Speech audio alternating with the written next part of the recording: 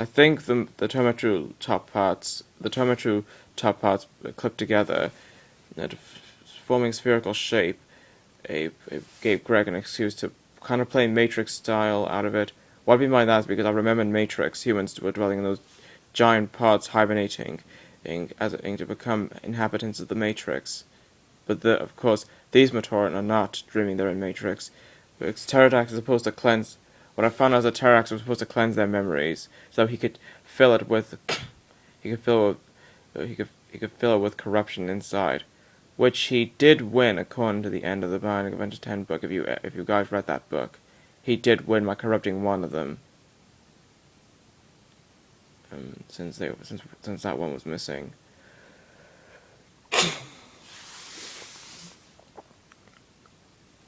And the Colosseum I thought was going to have those two vent holes there, as if it's like three separate buildings, and you can see a bridge there. But actually, it's all in one building. I don't get. That leads me to think that I don't get why these things are there.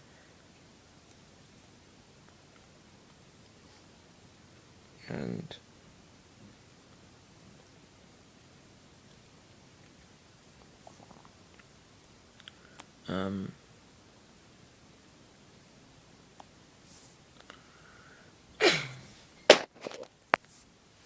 and Pterodax got to have an entire had a evolution on himself too. He caused numbers of Turaga throughout the course of the film, and exactly where he got the Kirill, I don't know. Then he merged. After he used the shadow to grab Deacon Cracker's bodies, I had a feeling that's how he became. That's how he became a giant, and that leads me to think the wings came from Nivork, which technically yes it did. Nivork is the Falcon Nivork was merged into that was merged by that Shadow Hand along with Deacon Cracker, which is what made that combined as that Ultimate Duma, which was once released in Toys R Us as a limited edition with a special edition Kanoe Rakan Mask of Shadows to represent him. Of course, the difference in that between the film is compared to the film is that the only example is that the set has got jaws that you can open and close. The guy himself is actually the same body design as his 2003 Titan form. Without jaws, the same body design as his 2003 persona. The only thing added to him is the wings. And he has much crimson red and rusted greenish style on him, whereas the set is more like silver and blue, with a little bit of red on the paw and green, and a little bit of green around him. And the wings are more like extended sharpening, because Nivork's set had two Uvake K-Rack parts on each wings, whereas Pterodax had four sharp tools built him as each wings.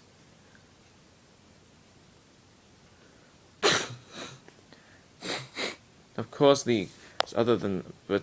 regardless of that, it did kind of play catch as the combined. It turned out to be the same guy, because you have a Turaga Duma Nivork set, and this small Turaga guy merged Nivork to combine with Nivork Deacon Cracker makes the idea about Pterodax. The Pterodax was in Turaga Duma, merging Deacon Cracker and Nivork's bodies into his own style. And of course, similar plots about Vakama is that he did play a bit like Tahu. He did play back at Tahu in Mask of Light when it comes to depressing emotions when they collaborate with the Toe of Water. But part of it doesn't act like him a bit, because I remember Tahu was rough. Because I remember Tahu's character is supposed to be rough, whereas Vakama is too nervous to be rough until 2005.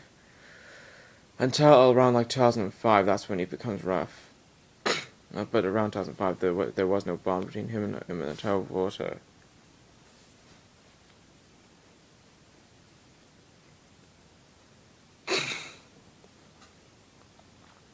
And the pillars is almost confused me, like why when the first time I saw the film, when the pillars come out of the fields in the Colosseum, I was like what's that supposed to do?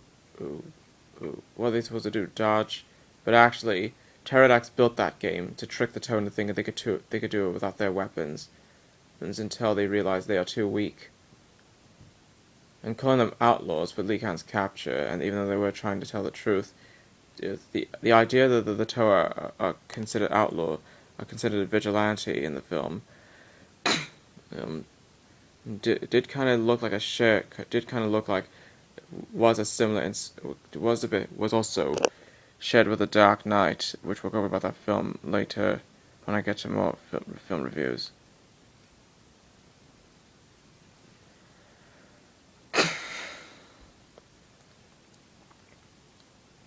And the discs. Yeah, I forgot to point that out. The Kanoka discs use the additional Kanoka. Every additional Kanoka are said to have used to have these symbols to represent used to have these kind of symbol patterns placed on the center part to represent the metro they originate. Like this is a Gar Metro disc.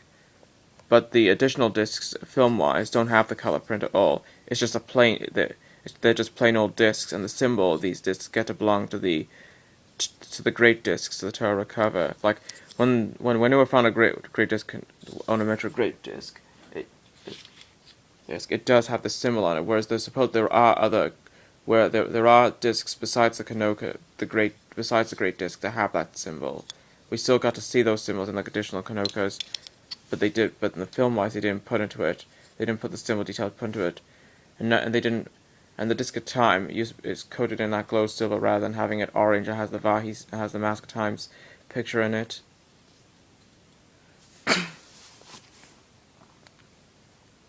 And one thing I would like to pretend is that the Matoran who helped them find the great disc, Nuri Vesla Tehuti Akmaneri, they did after Mabuzak's defeat. They still took them with them.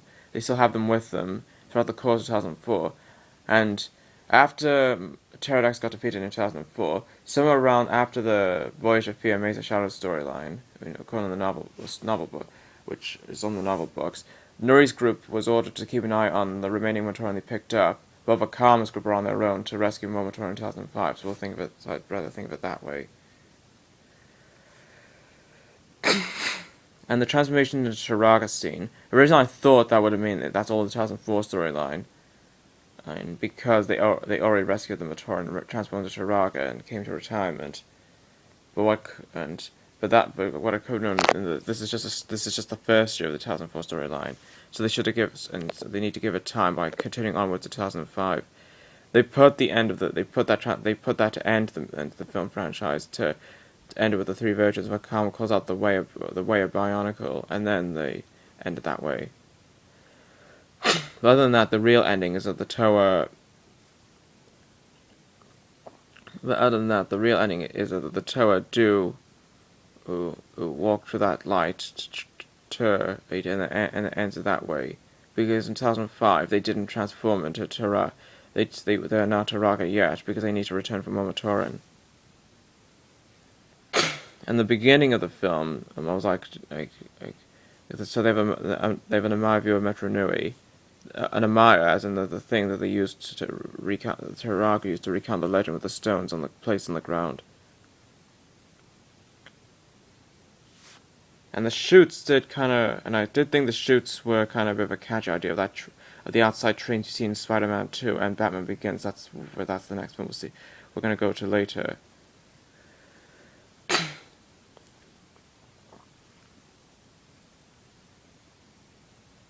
And so yeah, it is a great animated film to focus on 1,000 years to understand ancient history. The one thing that was a bit sarcastic is that Anawa has to be forced into some things he wouldn't be fussed to do, such as wearing a blindfold and carrying a heavy stone weight, as Lee Khan in his